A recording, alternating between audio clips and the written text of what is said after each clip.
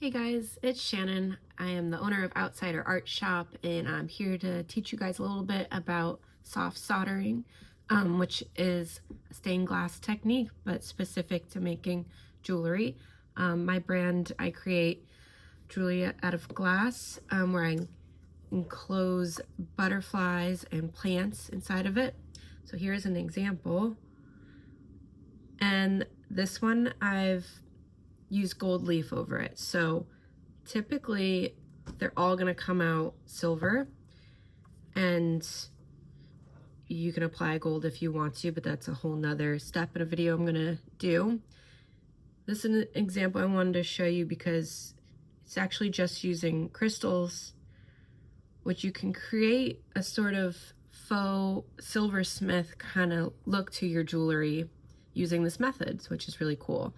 And I've got just like a aura crystal moon, and I've also got these lavender rose cut like hexagon shapes. So that's a really unique piece. So as I started making more and more of the butterflies and the plants, I kind of ventured out and just played around and got more creative with other materials as well. So that's something you can learn to do. So yeah, with this video, I'm actually just been going over all of the tools you need to do the soldering step. I have previous videos that are all about cutting glass and applying foil. So that's step 1 and step 2, and this is step 3. So all of this is linked in the description. I've gotten, I think, everything here on Amazon, and let's jump into it. So first off, of course, you're gonna need a soldering iron.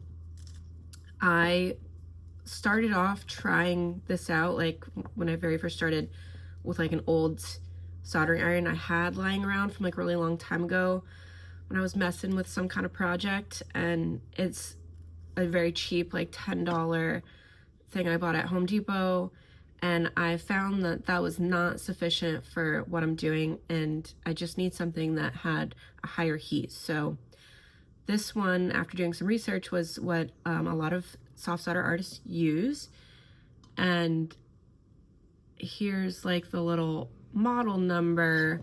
It's a Heiku FX600. I'm going to show you this side because it has the word there. Probably a Japanese brand. Actually, it says made in Malaysia. So anyway, this goes up to 500 degrees. I believe this is in Celsius because it is not American brand. But I bump it up all the way to the highest heat. I don't know if you can see the arrow. So I always have it full blast.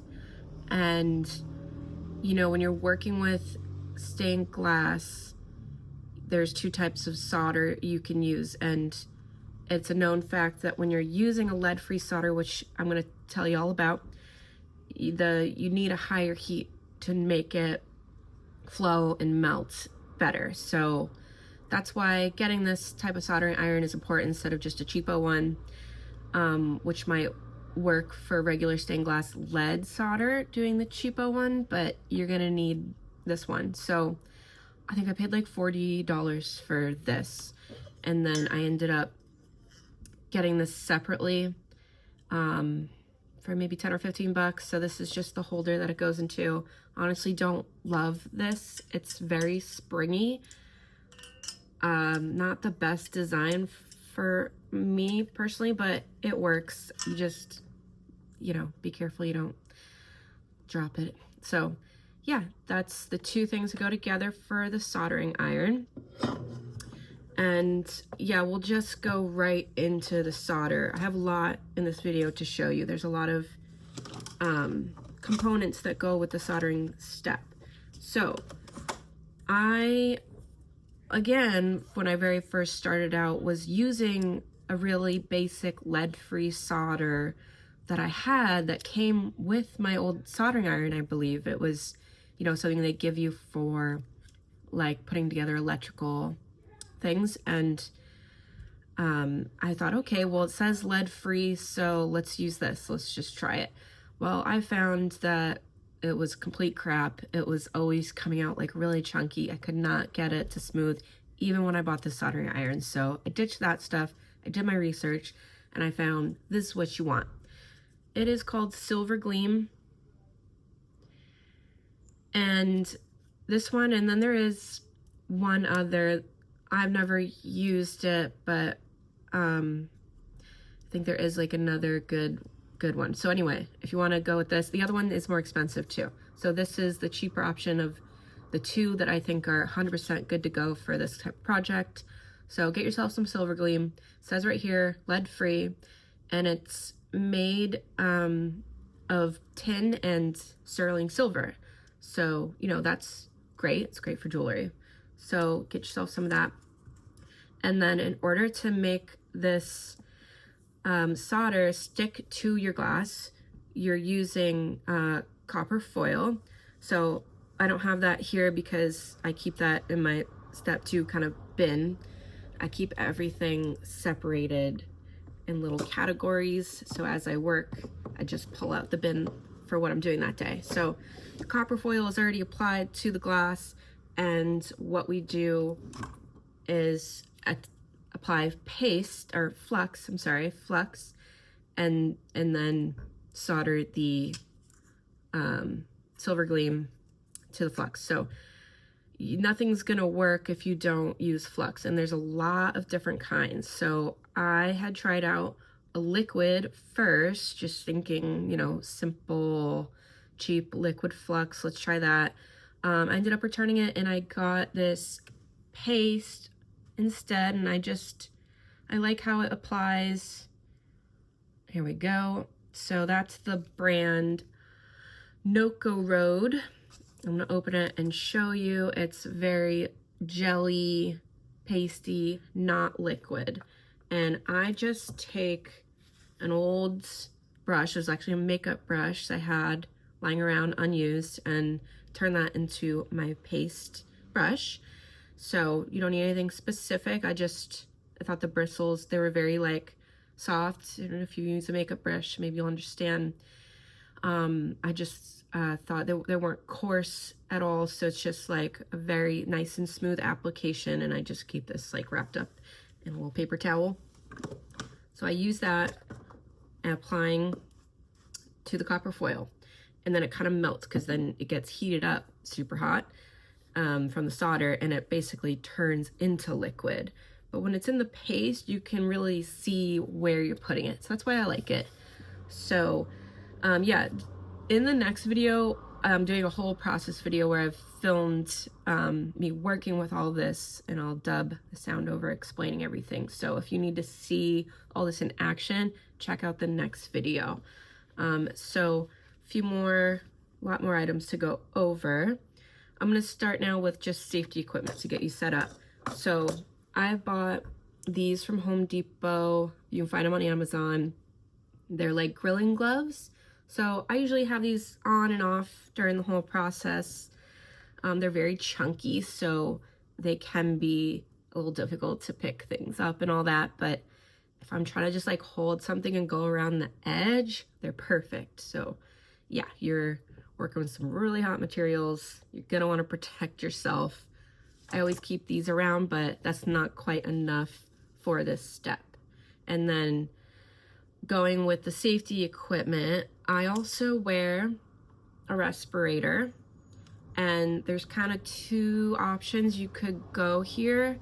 You want to protect your lungs. This is giving off smoke, and typically when I'm working, I'm like right up in my stuff, and so protect your face. If you don't have one of these, for sure wear like a N95 at least type of mask.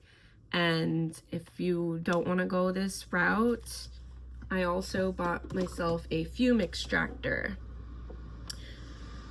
So I work outdoors, so I'm not too worried about my indoor space getting really fumed up. But if you're working indoors, definitely get one of these maybe, as well as the mask, and do both.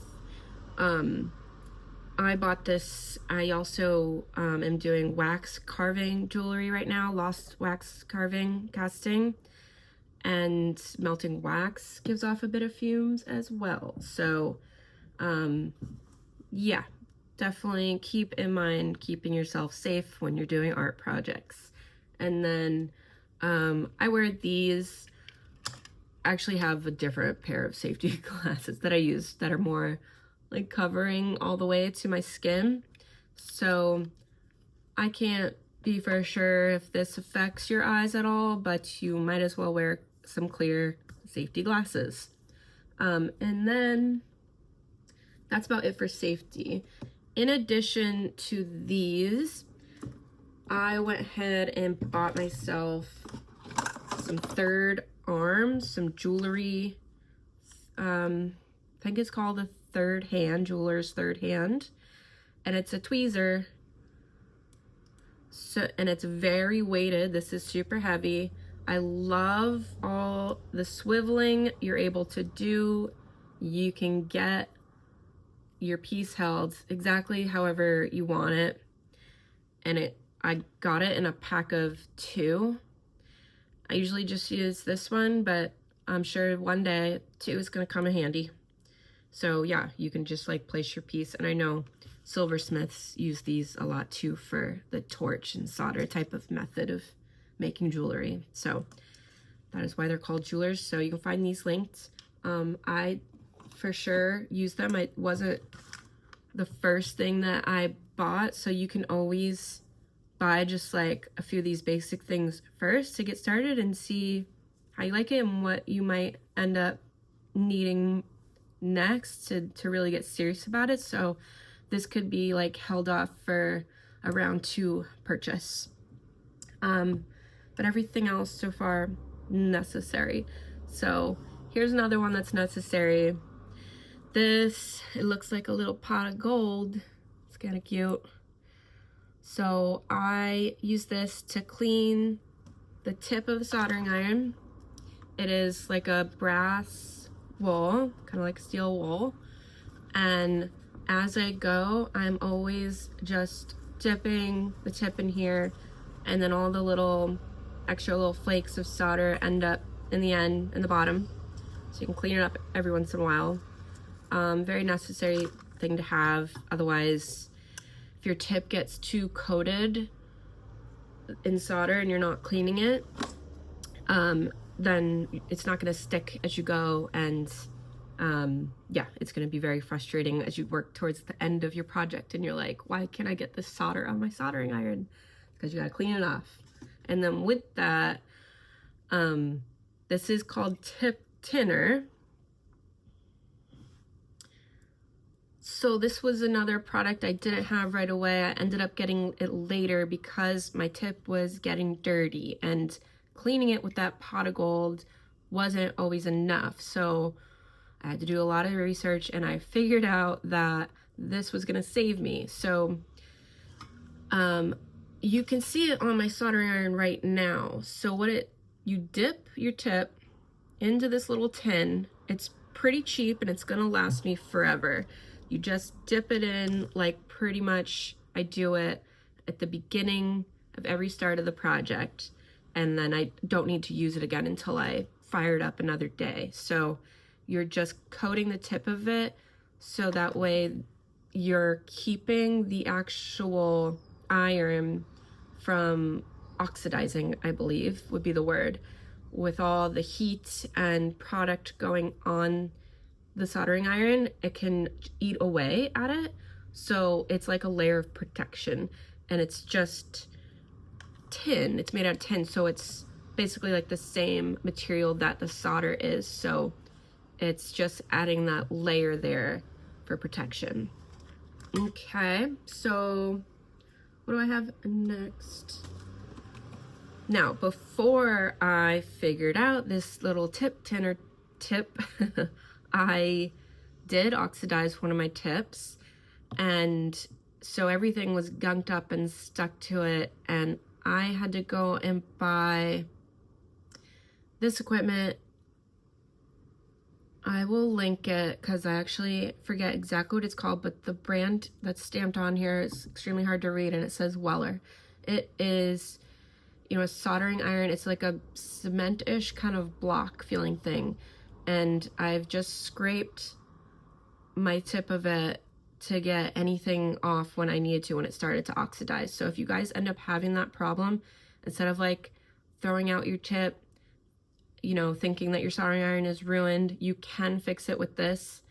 But if you right away go in and get into the habit of using tip tinner off the bat, you're not gonna ever need this. And this was like expensive. It was 20 something bucks. So hopefully you can avoid needing that. But that, you know, good thing to know, because I thought I had just like ruined my piece, and now I have that. Now I have it in case if I do a lot of soldering, I'm gonna probably oxidize in the future. So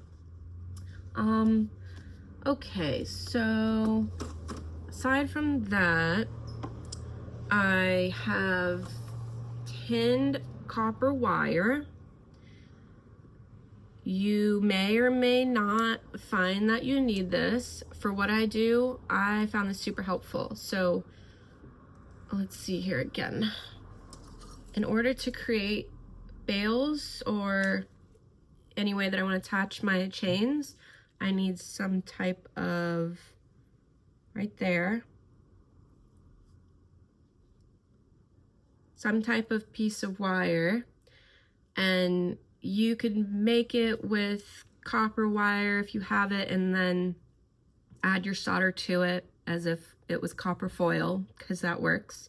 But I found that that was getting messy looking for me, because when I started I had copper wire lying around, so I used that. But I ended up purchasing this because you basically, I cut the little piece off like this, and I can just hold it right up after I've soldered the whole entire thing. And I actually use my third arm, and I stick my piece that I cut in the third arm and hold it up here and just stick it right on. So I love this stuff. This roll is gonna last me forever because I only use tiny bits at a time. But I'll show you here again, like I've used 4 of them on this piece. So I have the bottoms where I added a little chain there, and I have the tops here. So you can design however you want and add, you know, if you want to have beads hanging different spots, you know, pick out your wire and where you want it and shape it any way you want it. And yeah, you could get really creative with this stuff too and add little lines across glass, however you want to create things. So I love that stuff. And okay, so I have a mat here, and this was like a round 2 purchase once again. So maybe you don't need this right away. See if you just want to start off with the basic things: soldering iron, solder, flux, protection. And then if you're into it, get yourself a little mat. This is basically cork board. So I forget how much I paid for it, but I probably could have got something like just a cheaper piece of corkboard somewhere. It's kind of thick though, so that's good.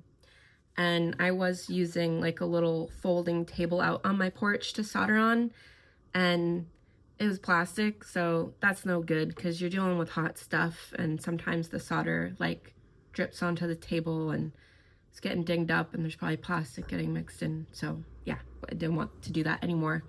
And right away, once I decided I was gonna for sure do this, I got this little soldering board, soldering mat. So that's pretty much it for going through the whole process of soldering. But the last things, you need to clean everything once you finish your piece. So flux is, I think, like a, you know, toxic chemical type of material. So you can't just like wipe it away and call it good, especially if people are buying this to put it against their skin.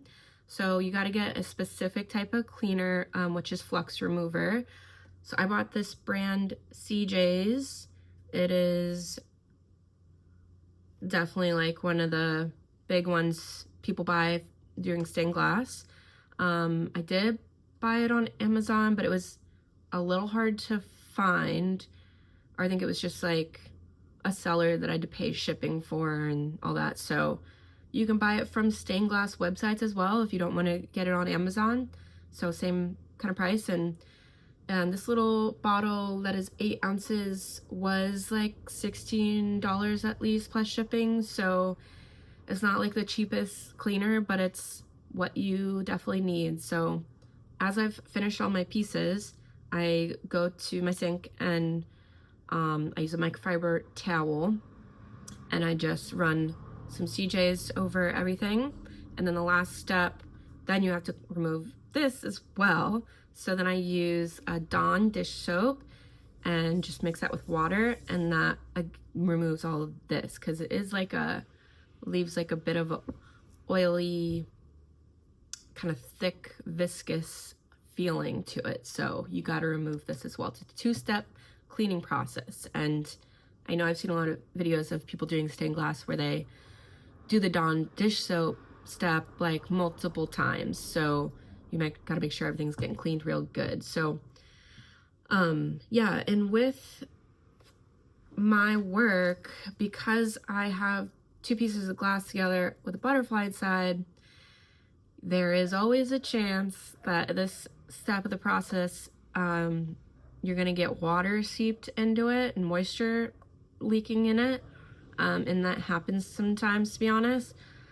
It's difficult to avoid it completely. The only way I can just hope for the best is burnish really well when I'm doing my foiling steps. So I go over all of that in my previous videos.